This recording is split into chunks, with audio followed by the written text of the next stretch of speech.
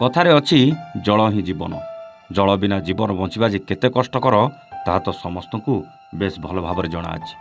ଆଉ ଶୋଷ ମେଣ୍ଟାଉଥିବା ପିଇବା ପାଣି ଯଦି ଜଣେ ଶୋଷିଲା ମଣିଷ ପାଖରେ ପହଞ୍ଚି ନପାରେ ତେବେ ସେ ଦୁନିଆରୁ ବିଦାୟ ବି ନେଇଯାଇପାରେ। ଆଉ ଯଦି କେଉଁଠି ନାଳ ନର୍ଦ୍ଦମା ପାଣି ପିଏ ସେଥିପାଇଁ ବି ରୋଗରେ ପଡ଼ି ଜୀବନ ବି ଯାଇପାରେ।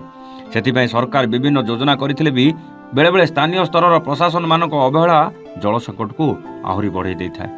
ମାଲକାନଗିରି ଚିତ୍ରକୋଣ୍ଡାର ସ୍ୱାଭିମାନ ଅଞ୍ଚଳରୁ ଆସିଛି ଏକ ଗୁରୁତର ଅଭିଯୋଗ। ପାଣି ଟୋପେ ପାଇଁ ଏବେ ମଧ୍ୟ ସଂଘର୍ଷ କରୁଛନ୍ତି ଗ୍ରାମବାସୀ। ନାକମାମୁଡ଼ି ଗ୍ରାମ ପଞ୍ଚାୟତ ଅଧୀନ ଦୁର୍ଗାଗଡ଼ା ଗାଁରେ ପ୍ରଶାସନ ପକ୍ଷରୁ ପାଣି ଟାଙ୍କି ଦିଆଯାଇଥିଲା, କିନ୍ତୁ ଗତ 6 ମାସ ହେବ ମଟର କାଢ଼ି ନିଆଯାଇଥିବାରୁ ଟାଙ୍କିଟି ଅଚଳ ହୋଇପଡ଼ିଛି।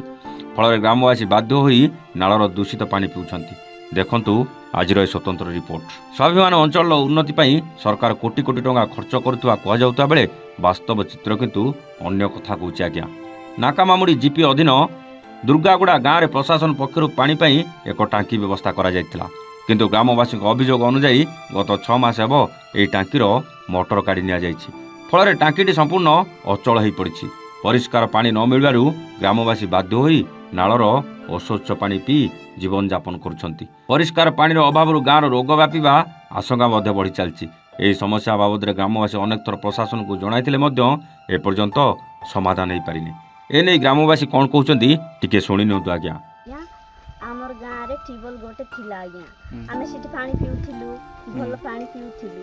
ସେଠି ଆମେ ମଟର ସେଟିଂ କରିଦେଲେ ଆଉ ଖରାପ ହେଇଗଲାରୁ ଆଜିକୁ 4-5 ହେଲା ଆଜ୍ଞା, 4-5 ମାସ ହେଲା ଆଜ୍ଞା କାଢ଼ିକିରି ମଟର ଧରିଗଲାରୁ ଆମେ ଯାଇ ବ୍ଲକ୍ ଅଫିସ କହୁଛୁ, ସେ ଯେଇ ସାର୍କୁ ବି କହିଲୁ ଆଜ୍ଞା।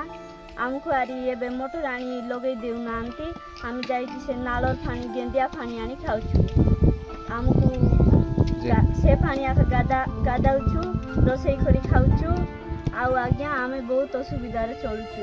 ଶୁଣିଲେ ତ, ଆମ ଗାଁରେ ପାଣି ଟାଙ୍କି ଦେଇଥିଲେ, କିନ୍ତୁ 6 ମାସ ହେଲା ମଟର କାଢ଼ି ନେଇଯାଇଛନ୍ତି।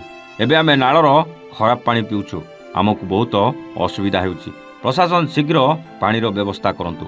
ଗ୍ରାମବାସୀଙ୍କ ଦାବି ହେଉଛି ଶୀଘ୍ର ଟାଙ୍କିର ମଟର ପୁନଃସ୍ଥାପନ କରି ପରିଷ୍କାର ପାଣି ଯୋଗାଇ ଦିଆଯାଉ। ସ୍ୱାଭିମାନ ଅଞ୍ଚଳର ଉନ୍ନତି ନେଇ ବଡ଼ ବଡ଼ ଦାବି ହେଉଥିବା ବେଳେ ଦୁର୍ଗାଗୁଡ଼ା ଗାଁର ଏହି ଚିତ୍ର ଏବେ ପ୍ରଶାସନର କାର୍ଯ୍ୟକ୍ଷମତାକୁ ପ୍ରଶ୍ନର ସମ୍ମୁଖୀନ କରୁଛି।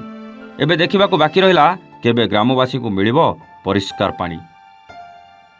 ନୀଳକଣ୍ଠ କିଲୋ ଏ ପାଣି ପାଇଁ ସାର୍, ପାଣି ଆଜିକୁ 4-5 ମାସ ହେଲାଣି ଖାଇବା ପାଇଁ ମିଳୁନାହିଁ। ନାଳର ପାଣି ଆଣିକରି ଝାଡ଼ା ବାନ୍ତି ଦୁନିଆ ଧନ୍ଦା ହେଉଛି।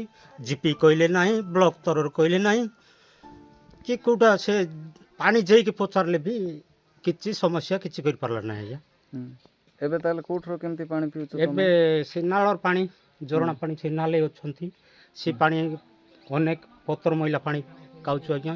ଏ ରୋଗ ଝାଡ଼ା ବାନ୍ତି ହେଉଛି, ଯେ ସିରିୟସ୍ ହେଉଛି, ସବୁ ପ୍ରକାର ଡାକ୍ତର ପାଖରେ ଚିକିତ୍ସା କରିକିରି ଦିନ ଯାଉଛି। ମାଲକାନଗିରିରୁ ବାଦଲ ବିଶ୍ୱାଳ, ଚିତ୍ରକୋଣ୍ଡାରୁ ବାବୁନା ସାଗରିଆଙ୍କ ରିପୋର୍ଟ, ଏୱାନ୍ ଓଡ଼ିଆ।